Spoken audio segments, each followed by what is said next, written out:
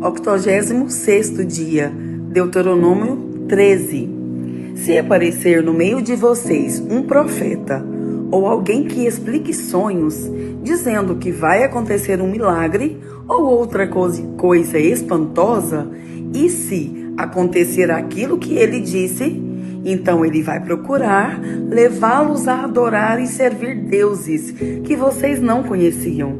Mas não deem atenção a esse profeta ou a essa pessoa que explica sonhos, pois é assim que o Senhor nosso Deus vai pôr vocês à prova, para ver se, de fato, o amam com todo o coração e com toda a alma. Sigam as leis do Senhor nosso Deus, temam a Deus, obedeçam aos seus mandamentos e deem atenção a tudo que Ele diz. Adorem somente a Deus e fiquem ligados com Ele. E o profeta ou o explicador de sonhos que procurou levá-los a se revoltarem contra Deus será morto, pois ele procurou desviá-los do caminho indicado pelo Senhor, o Deus que livrou vocês do Egito, onde eram escravos. Matem esse falso profeta, e assim tirarão o mal do meio do povo. Talvez chegue perto de você o seu irmão, ou seu filho, ou a sua filha, ou a sua querida esposa, ou o seu melhor amigo, procurando em segredo levá-lo a adorar outros deuses que nem você nem os seus antepassados adoravam. Essa pessoa pode procurar levá-lo a adorar os deuses de povos vizinhos, ou de povos que vivem longe, em lugares distantes. Não deixe que essa pessoa o convença, nem escute o que ela diz ser. Não tenha dó nem piedade dela e não procure protegê-la. Mate essa pessoa a pedradas. Atire a primeira pedra e depois que todos os outros atirem pedras também. Assim, vocês matarão essa pessoa, pois procurou fazer vocês abandonarem o Senhor nosso Deus, que os livrou do Egito onde eram escravos. Todo o povo de Israel saberá do que aconteceu. Todos ficarão com medo, e ninguém vai querer fazer uma coisa tão má como essa no meio do povo. Quando vocês estiverem morando nas cidades da terra que o Senhor, nosso Deus, vai lhes dar, talvez vocês ouçam dizer que em certa cidade alguns homens perversos levaram os moradores a adorar deuses que vocês nunca adoraram. Aí, vocês deverão examinar o caso com todo cuidado. Se ficar provado que, de fato, foi cometido um pecado tão grave no meio do povo de Israel, então vocês deverão matar à espada todos os moradores daquela cidade. Matem também os animais e arrasem a cidade. Depois, peguem todos os objetos de valor que encontrarem, amontoem na praça e queimem tudo e também a cidade, como oferta ao Senhor nosso Deus. Vai ficar só um montão de ruínas e nunca mais será destruída uma cidade naquele lugar. Não guardem para vocês nada do que for condenado à destruição. Assim, o Senhor deixará de ficar irado e terá pena de vocês. Deus terá compaixão e, como jurou aos nossos antepassados, fará com que vocês aumentem em número. O Senhor nosso Deus fará isso se vocês derem atenção às suas ordens, se obedecerem a todas as suas leis que eu estou dando a vocês hoje e se fizerem aquilo que Ele acha que é bom. Deuteronômio 14. Moisés disse ao povo: vocês são filhos do Senhor nosso Deus. Portanto, quando chorarem a morte de alguém, não se cortem, nem rapem a cabeça, como os outros povos fazem. Pois vocês são um povo escolhido pelo Senhor nosso Deus. Entre todos os povos da terra, Ele os escolheu para serem somente dele. Não comam nada que seja impuro.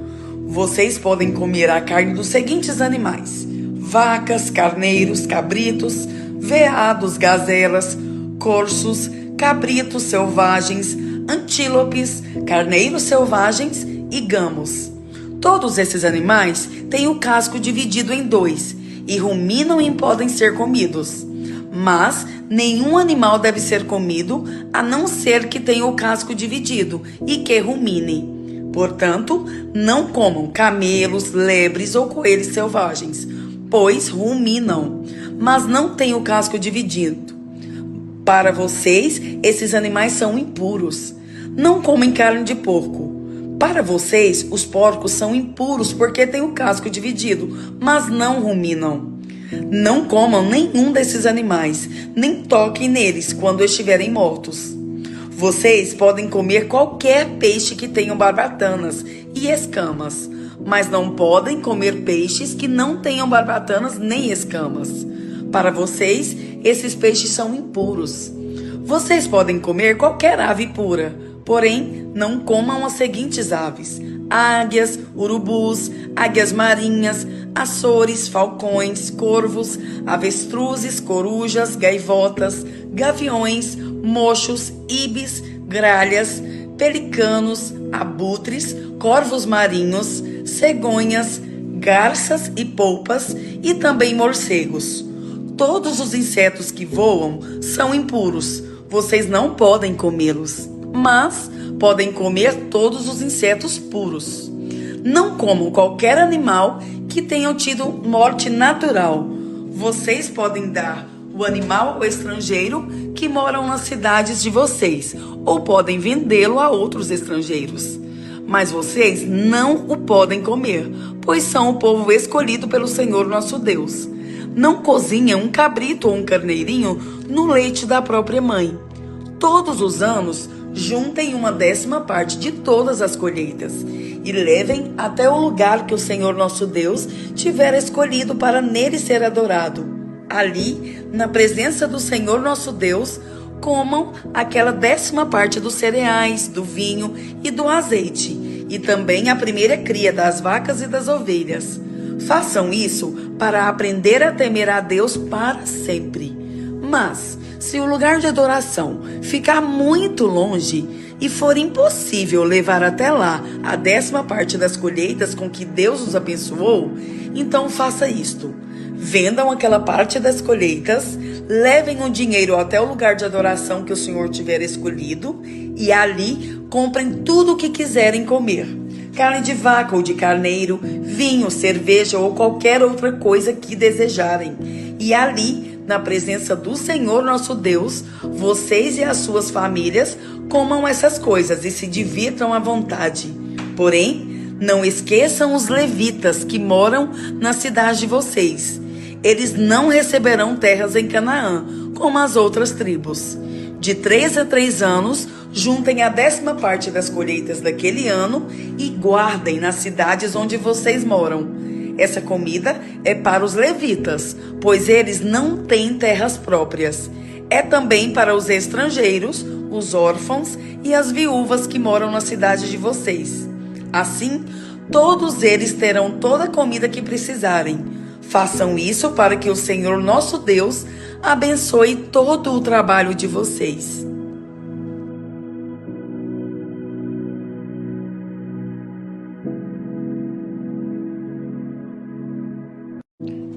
João 2. 2 dias depois, houve um casamento no povoado de Caná, na região da Galileia, e a mãe de Jesus estava ali. Jesus e os seus discípulos também tinham sido convidados para o casamento. Quando acabou o vinho, a mãe de Jesus lhe disse: "O vinho acabou." Jesus respondeu: "Não é preciso que a senhora diga o que eu devo fazer. Ainda não chegou a minha hora." Então ela disse aos empregados: "Façam o que ele mandar." Ali perto estavam 6 potes de pedra. Em cada um cabiam entre 80 e 120 litros de água. Os judeus usavam a água que guardavam nesses potes nas suas cerimônias de purificação. Jesus disse aos empregados: "Encham de água esses potes." E eles os encheram até a boca. Em seguida, Jesus mandou: "Agora, tirem um pouco da água desses potes e leve ao dirigente da festa." E eles levaram. Então, O dirigente da festa provou a água e a água tinha virado vinho. Ele não sabia de onde tinha vindo aquele vinho, mas os empregados sabiam. Por isso, ele chamou o noivo e disse: todos costumam servir primeiro o vinho bom, e depois que os convidados já beberam muito, servem o vinho comum. Mas você guardou até agora o melhor vinho. Jesus fez esse seu primeiro milagre em Caná da Galileia. Assim, ele revelou a sua natureza divina e os seus discípulos creram nele. Depois disso, Jesus, a sua mãe, os seus irmãos e os seus discípulos foram para a cidade de Cafarnaum e ficaram alguns dias ali. Alguns dias antes da Páscoa dos judeus, Jesus foi até a cidade de Jerusalém. No pátio do templo, encontrou pessoas vendendo bois, ovelhas e pombas, e viu também os que, sentados às suas mesas, trocavam dinheiro para o povo. Então, ele fez um chicote de cordas e expulsou toda aquela gente dali, e também as ovelhas e os bois. Virou as mesas dos que trocavam dinheiro e as moedas se espalharam pelo chão. E disse aos que vendiam pombas: tirem tudo isso daqui, parem de fazer da casa do meu pai um mercado. Então, os discípulos dele lembraram das palavras das Escrituras Sagradas que dizem: o meu amor pela tua casa, ó Deus, queima dentro de mim como fogo. Aí, os líderes judeus perguntaram: que milagre você pode fazer para nos provar que tem autoridade para fazer isso? Jesus respondeu: derrubem este templo e eu o construirei de novo em 3 dias. Eles disseram: a construção desse templo levou 46 anos e você diz que vai construí-lo de novo em 3 dias? Porém, o templo do qual Jesus estava falando era o seu próprio corpo. Quando Jesus foi ressuscitado, os seus discípulos lembraram que ele tinha dito isso e então creram nas Escrituras Sagradas e nas palavras dele. Quando Jesus estava em Jerusalém durante a festa da Páscoa, muitos creram nele porque viram os milagres que ele fazia.